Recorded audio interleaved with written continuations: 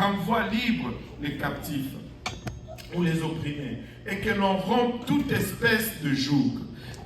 Partage ton pain avec celui qui a faim, et fais entrer dans ta maison les malheureux sans asile.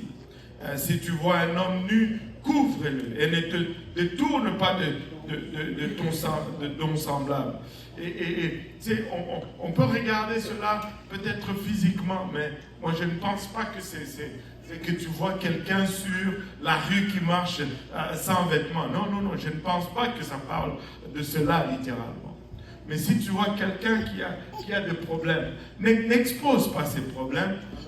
Ne les mets pas sur la place publique. Couvre-le. La couverture, ce n'est pas quelqu'un, c'est que on ne va pas se plaire dans les faiblesses des autres. Amen. On va couvrir les faiblesses des autres. Alors ta lumière poindra comme l'aurore et ta guérison germera promptement. Wow. Ta justice marchera devant toi. Des fois, Dieu ne nous guérit pas parce que nous avons toutes ces charges en nous. Et la gloire de l'Éternel t'accompagnera, alors tu appelleras et l'Éternel répondra. Tu crieras et il dira, me voici.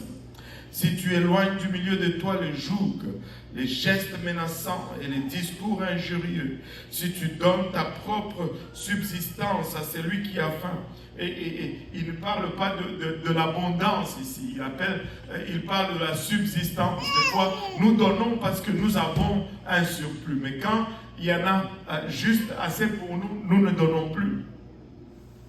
Allô?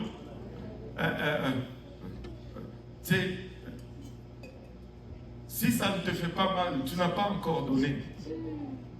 Allô? Si ça ne te fait pas mal, tu n'as pas encore donné. Alléluia.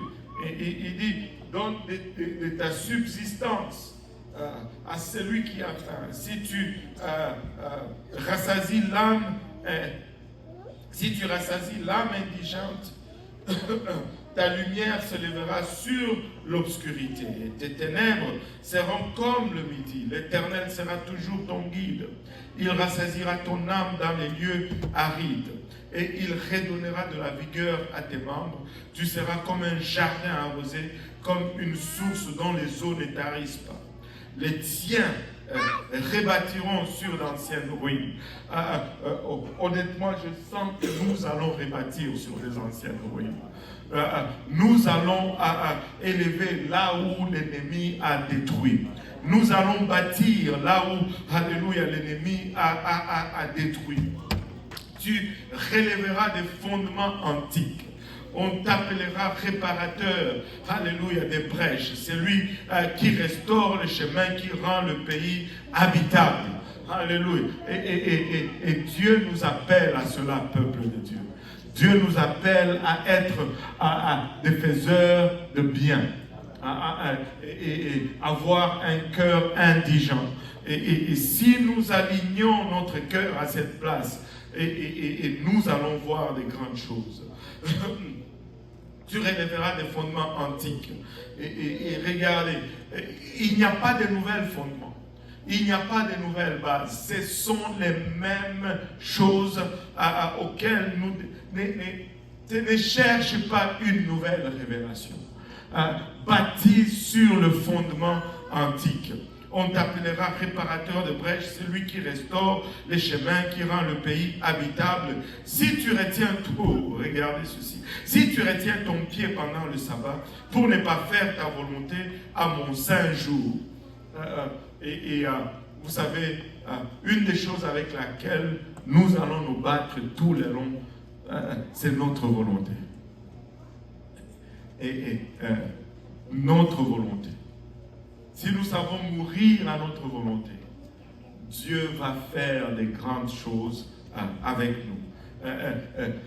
Pendant nos sabbats, ça ce n'est pas que nous devons maintenant commencer à pratiquer le sabbat. Non. C'est le principe là-dedans. J'entends quelqu'un crier tout haut, alors les adventistes ont raison. Non, ça n'a rien à voir avec le jour.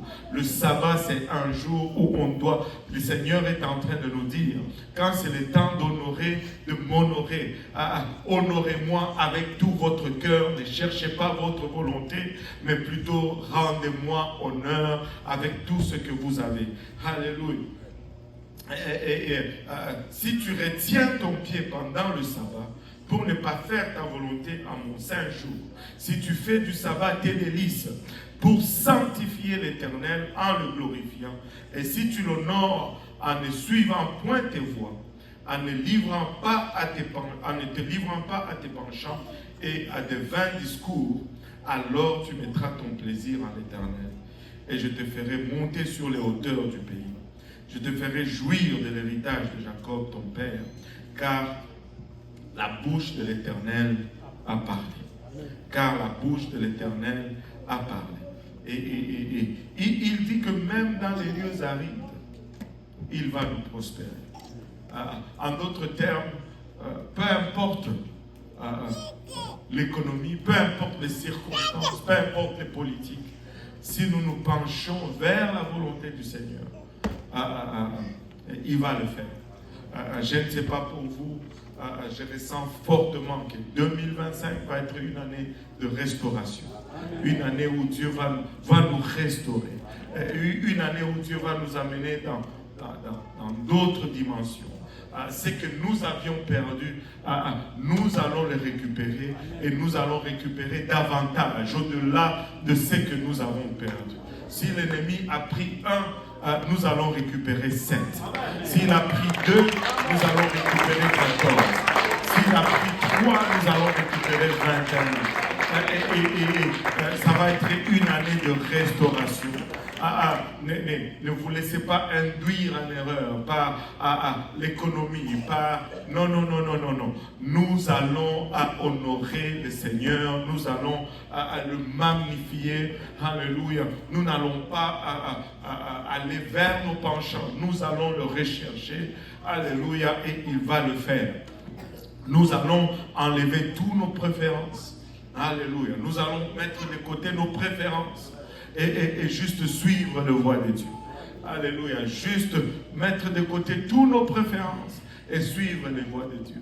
Ce que Dieu veut, c'est ce que nous allons faire. Ce que Dieu demande, c'est ce qui va être notre mot d'ordre. Alléluia. Comme des fois, mon épouse va me dire, your wish is my command. Tes souhaits, ce sont mes commandements. Alléluia. Les souhaits de l'Éternel, que les souhaits de l'Éternel soient nos commandements. Alléluia. Que ce que Dieu désire soit le mot d'ordre et le mot de marche pour nous, et nous allons voir sa gloire. Alléluia. Regarde ton voisin, dit, Dieu va restaurer cette année. Fais-le avec conviction, là, parce que là, fais-le avec assurance, avec conviction, avec certitude. Alléluia. C'est que l'ennemi a volé, Dieu va le restaurer. C'est que l'ennemi a volé, Dieu va le restaurer. Tu vas aller dans le camp de l'ennemi et tu vas reprendre ce qui t'est dû et tu vas reprendre ce que lui il avait. Alléluia. Alléluia. Alléluia. Savez-vous pourquoi nous avons le droit de prendre plus que ce qu'il nous a pris? S'il y a quelqu'un qui a une idée. Il n'a jamais rien créé. Tout appartient à Dieu. Anyway, le diable n'a rien créé. Nous pouvons prendre, s'il a pris 1, nous allons là-bas. Si nous trouvons 8, nous prenons 1, nous prenons 7 de plus. Alléluia. Et c'est ce qu'il faut faire. Alléluia. C'est ce qu'il faut faire. Alléluia. Et comment est-ce que nous allons éviter nos penchants? Et nous allons plutôt nous pencher sur ce que lui veut. La parole. Il faut lire la parole. Église, cette année, il faut que tu lises la parole. Si tu n'as jamais fini la Bible dans un an, cette année, si tu échoues, bon, je n'ai pas envie d'être méchant, il a dit, il ne faut pas être méchant. Tu ne vas pas échouer. Amen. Alléluia. Lis ta Bible pour la première fois, lis-la en entier. Les 6 premiers mois, tu devrais finir ta Bible. Alléluia. Ne pense pas que juin, c'est loin.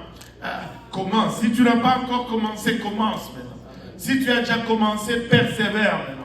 Alléluia. Si tu as déjà pris de la vitesse, accélère encore. Fais-les dans 3 mois, fais-les dans 1 mois. Est-ce qu'il y en a qui sont à jour pour ceux qui sont qui font le défi 1 mois? Oui. Oui. L'année passée, on a eu au moins 7 personnes qui ont eu la Bible qui ont lu dans 1 mois. Est-ce qu'il y en a qui sont à jour, ceux qui sont dans 1 mois où ils ne sont pas tous là, ils sont en train de lire chez eux?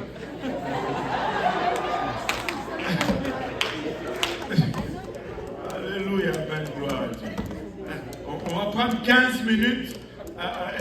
S'il vous plaît, il y a un peu de café, un peu de thé, mais nous ne nous éternisons pas là-bas. N'ayons